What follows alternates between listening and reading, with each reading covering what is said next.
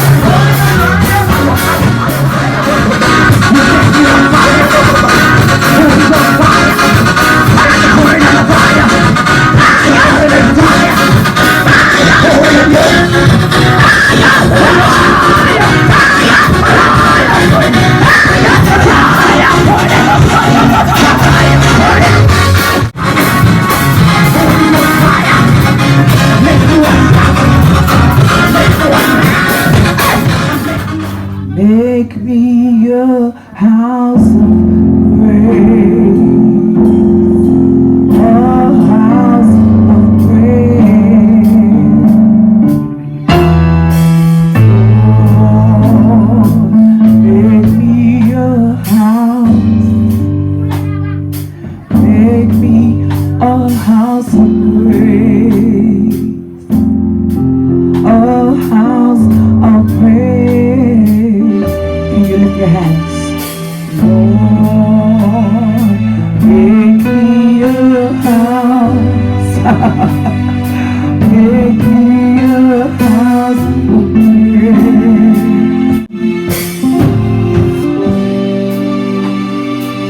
Then use dance. Use the liturgical dance. I know how to. Huh? I know. I see you dancing in the spirit. I see you have on all white,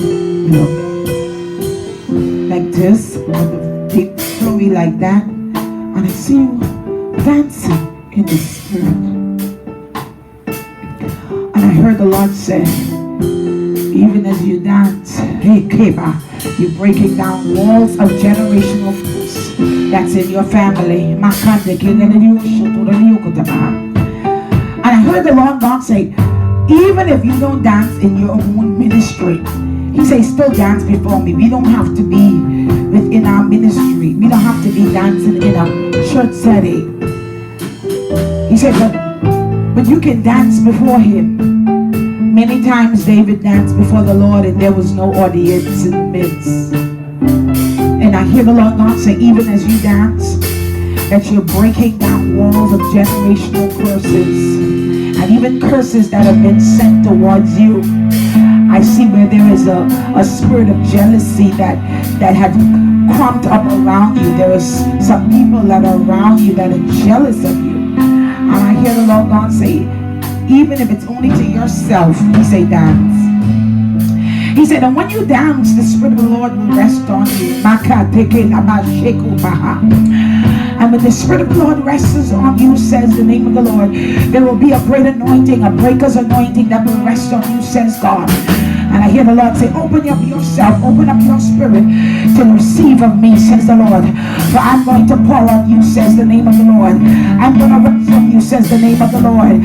I'm going to pour on you, says the name of the Lord. He said, allow me to do it, says the Lord.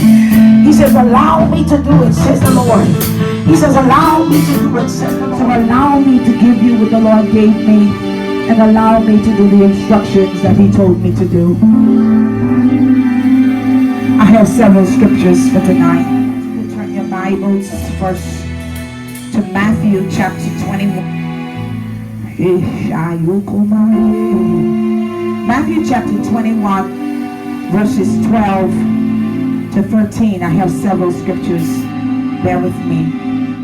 Matthew chapter 21, verses 12 to 13. I'm going to read. And it reads, then Jesus went into the temple of God and drove out all those who bought and sold in the temple, and overturned the tables of the money changers and the seats of those who sold doves. And he said to them, it is written, my house shall be called a house of prayer, but you have made it a den of thieves.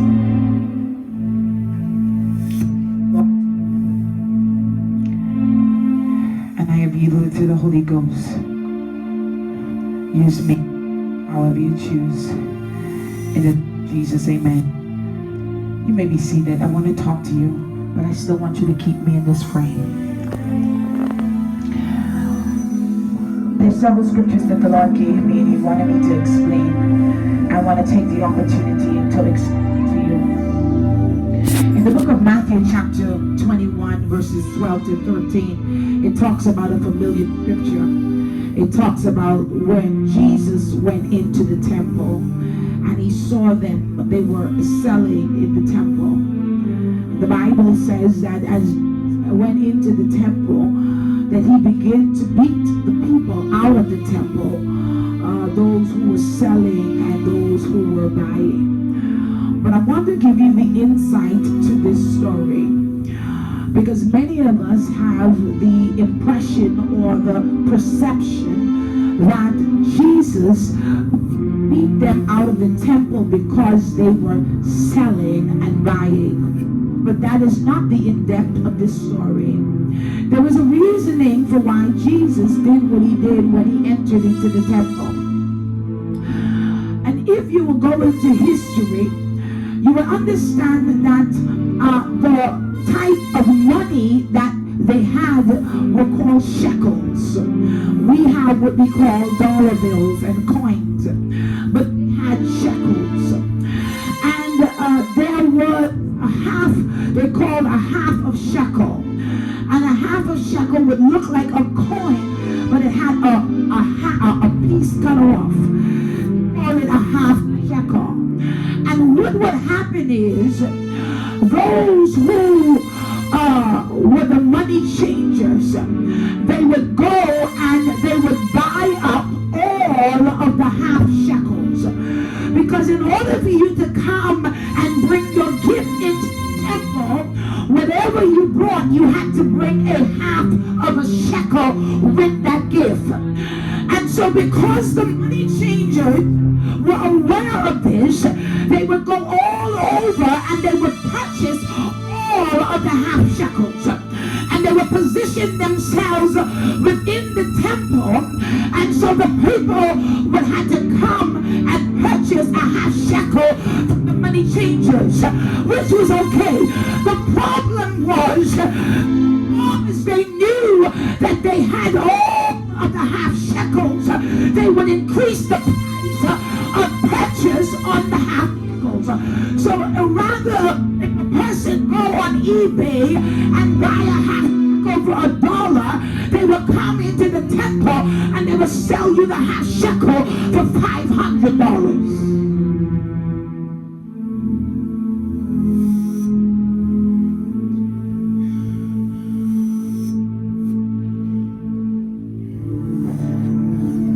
Also was taking place that the money changers, they would shave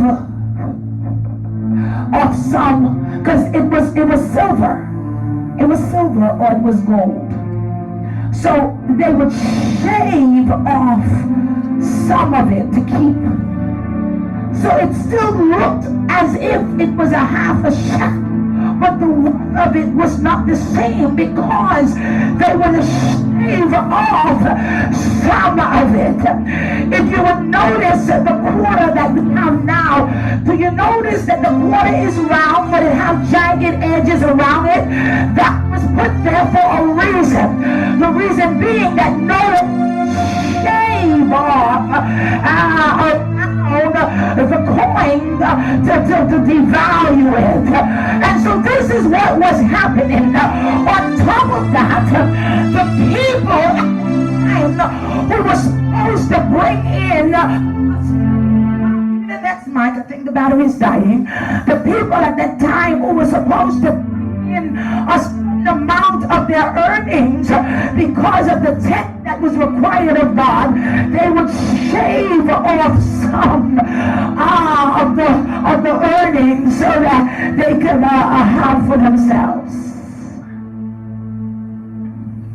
So this is the reasoning. When Jesus entered the temple, he began to beat them out of the temple.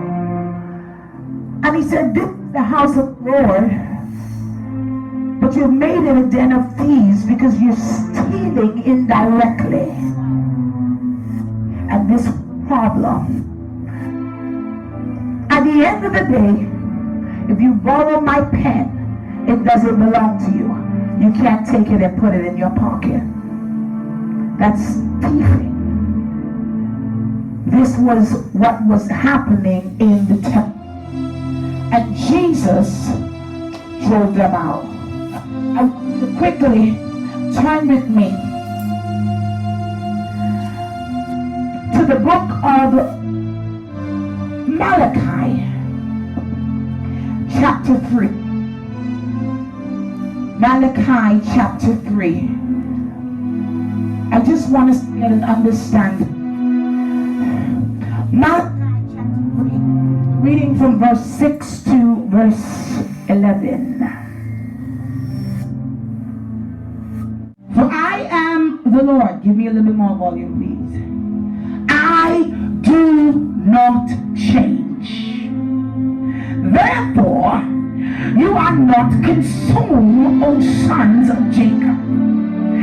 Yet from the days of your fathers, you have gone away from my ordinance and have not kept them.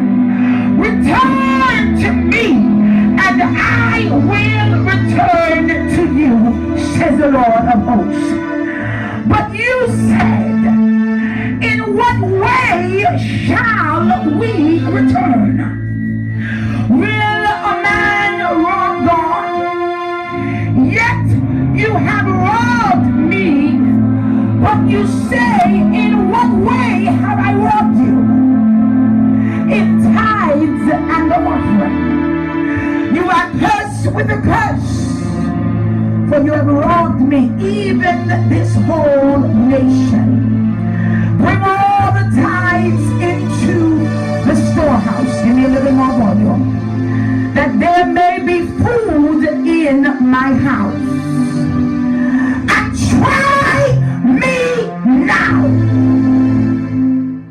See if I will not open for you the windows of heaven and pour out for you blessing that there will not be room enough to receive it.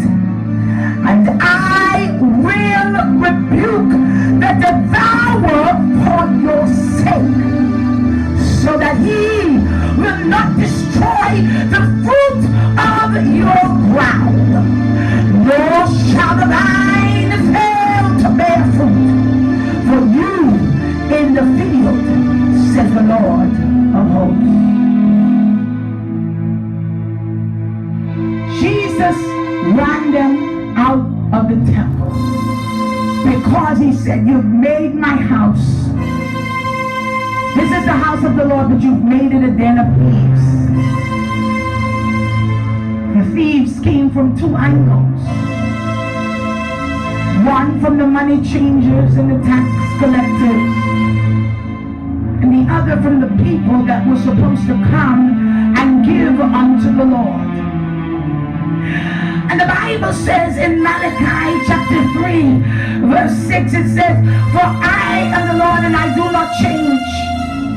There is nothing about God that changes. He says, I am the same God yesterday, today, and forever. If he is the same God, then the same principle applies. There is no changing of the principle. There have only been one thing that has taken place, except that Jesus, that has now not come to change the law, but to fulfill the law.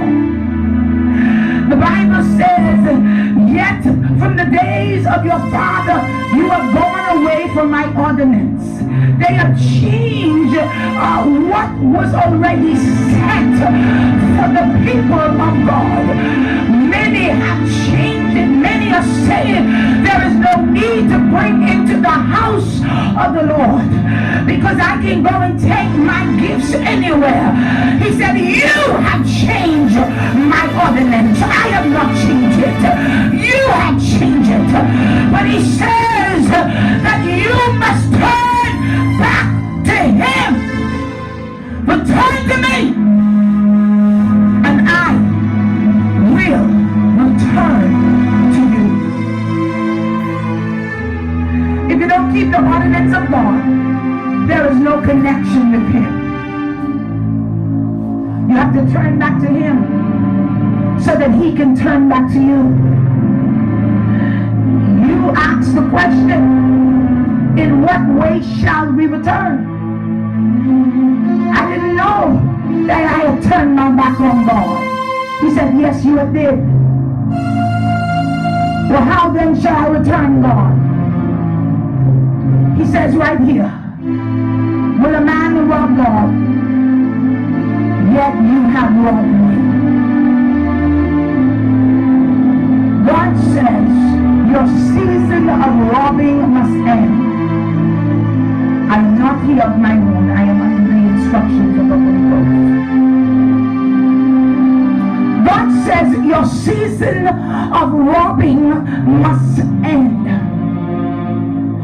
There has been an increase of excuses and reasoning as to why you have not brought into my storehouse. And I heard the Lord say, tell the people that your season of robbing must end. For I, the Lord thy God, is calling you back to me. Return unto my ordinance. Return unto my order, said the Lord, and see if I will not open the windows of heaven and pour out a blessing that there is not room enough for you to receive. And when he brought that scripture to me, he said, tell the people that a window is a direct line from heaven. He says, see if I will not open the window of heaven. He didn't say the window of the church. He didn't say the window of your job. He didn't say the window of your family. He said, I will open the window of heaven. The window of heaven is a direct line from God. There is no blockage when the window of heaven is open. The enemy cannot stop what is coming to you when the window of heaven is open. The devil cannot hinder when God sends to you because the window of heaven is open.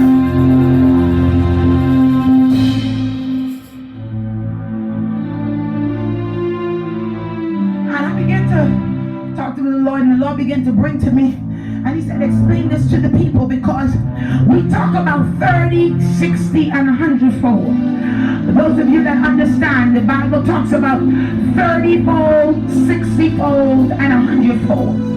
Of course, many of the believers now, the Christians, we don't understand what it is because it was a language that was given to the Jews. The Jews understood the language of the 30, the 60, and the 100-fold. And when we hear 100-fold, we think about multiplication as to 100. But that is not the meaning of 100-fold. But 100-fold means unlimited.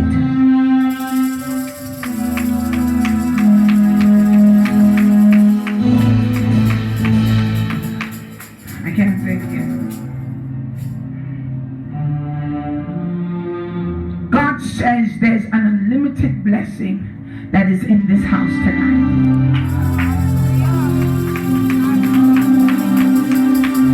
100-fold means unlimited.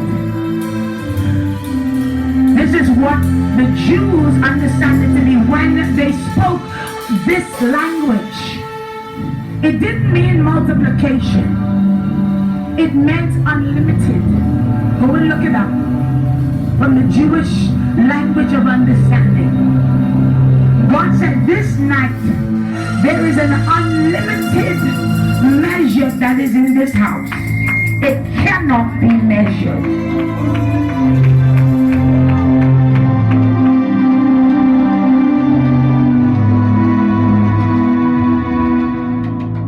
Then he took me to this last scripture. Would you turn with me to the book of Nehemiah, chapter 10.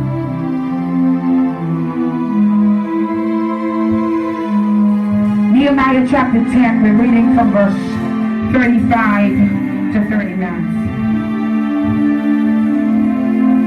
And we made ordinance to bring the first fruit of our ground and the first fruit of all fruit of the trees, year by year, to the house of the Lord, to bring the firstborn of our sons and our cattle, as it is written in the law, and the firstborn of our herds and of our flocks to the house of our God, to the priests who minister in the house of our God, to bring the first fruit of our dough, our offerings, the first fruit, the fruit from all kinds of trees, the new wine and oil, to the priests,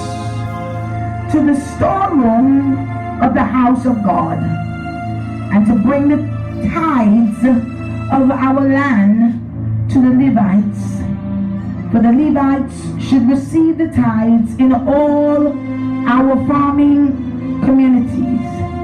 And the priests, the descendant of Aaron, shall be with the Levites when the Levites receive tithes. And the Levites shall bring up 1/10 of the tithes to the house of our God, to the rooms of the storehouse.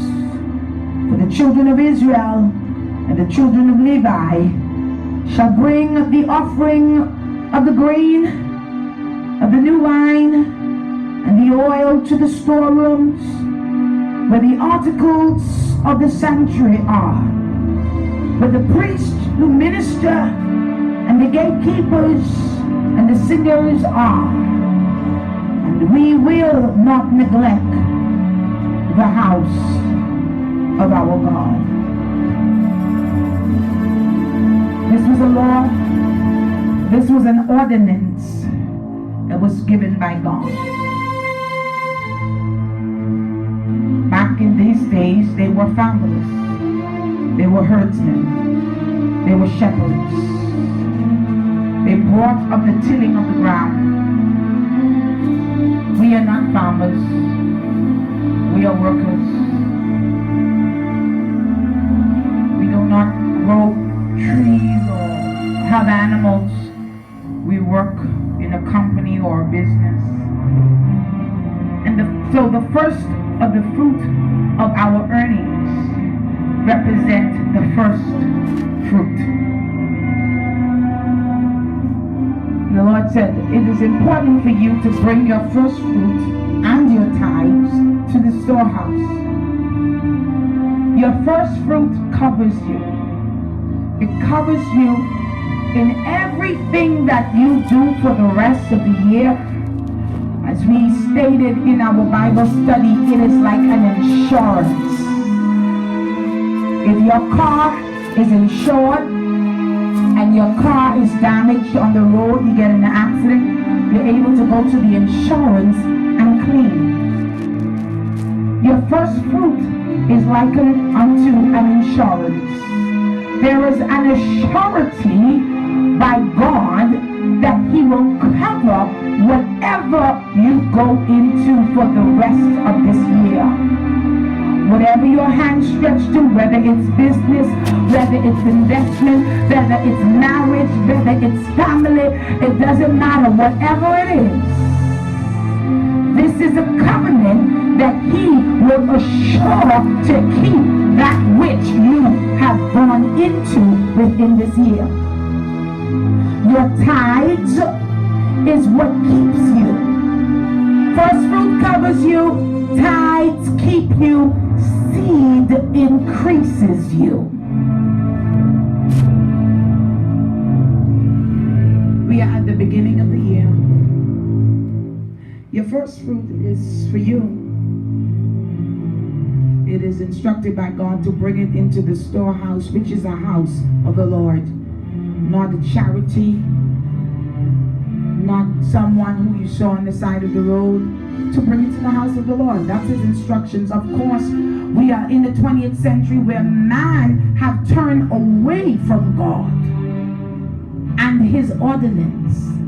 And so, of course, they're bringing in new dynamics, which is not according to the ordinance of God. But He says, return unto me, and I will return unto you.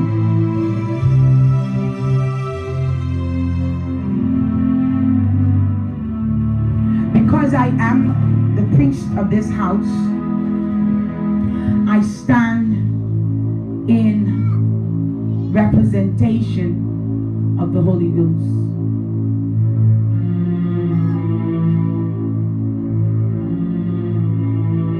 This day have been set aside for our first fruit. And as the Lord had given me the instructions, and I said to the Lord, I have stepped out of the way. I stand for the people from the 1st to the 21st. And I stand and I cover from the 1st to the 21st. Today is the 21st. You must bring in your first fruit according to the word of God. The Lord gave me an instructions.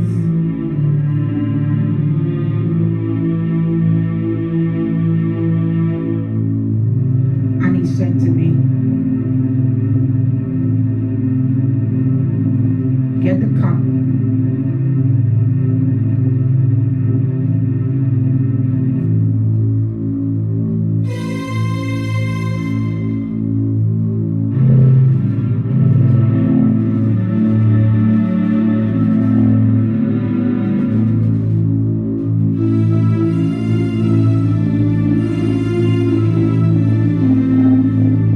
He said, there is a seed.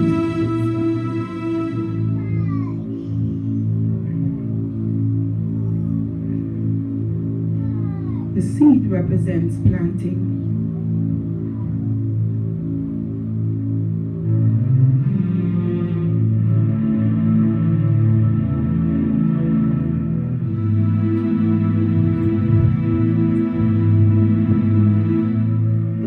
That took up biology, I think it is, in school.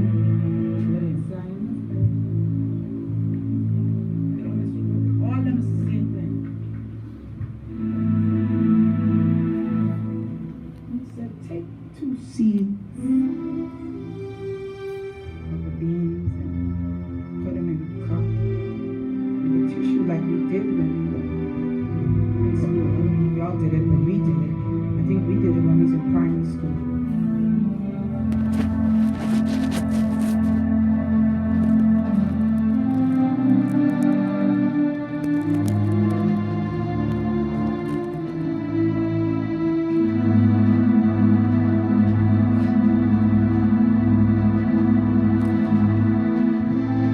And this is what he said to me. He said, I want you to take 2 seeds and put it in the cup with a tissue like you have done when you were young. He said, and everyone that has their first fruit, which is a representation of a seed, he said, I want you to give them the seed with the tissue with the cup. For it shall spring forth, he said to me. And even as it springs forth, they shall remember this night of the covenant that I am making with them, says the Lord. For this night I make this covenant, that they will know that I, the Lord thy God, stands in the midst of this house, and I stand with an anointing of the 100-fold, the unlimited.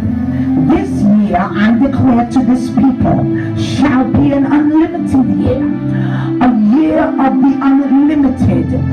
There is nothing that you cannot put your hands to, says the Lord, and I will not bless it, says the name of the Lord. For I have done this thing for this people in obedience to me, says the name of the Lord. For I am the Lord thy God, and I have stand in the midst through my servant, says the Lord. And I speak that the people that hear will agree, and they will know that I, the Lord thy God, is with them, says the name of the Lord. I stand in this house this night with the oracle of the Lord that stands in the midst of you, says God. Take heed to my word, for I am a God that does not change. I am the same God yesterday, today, and forever. And this night I make the covenant with you, unlimited, the unlimitedness here for you, says the name of the Lord. I want you to come with your first fruit.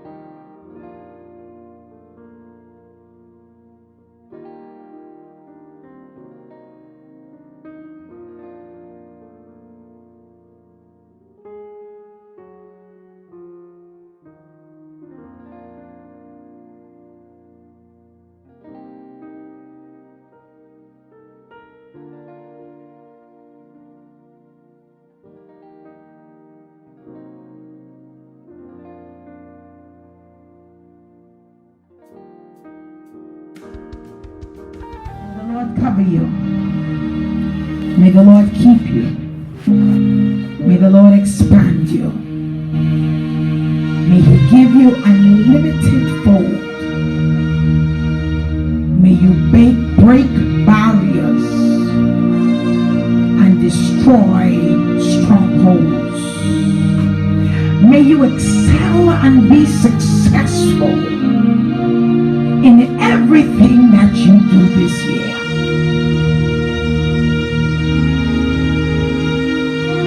May the blessings of the Lord, the riches of the Lord, and the wealth of the Lord find you. Wherever you are.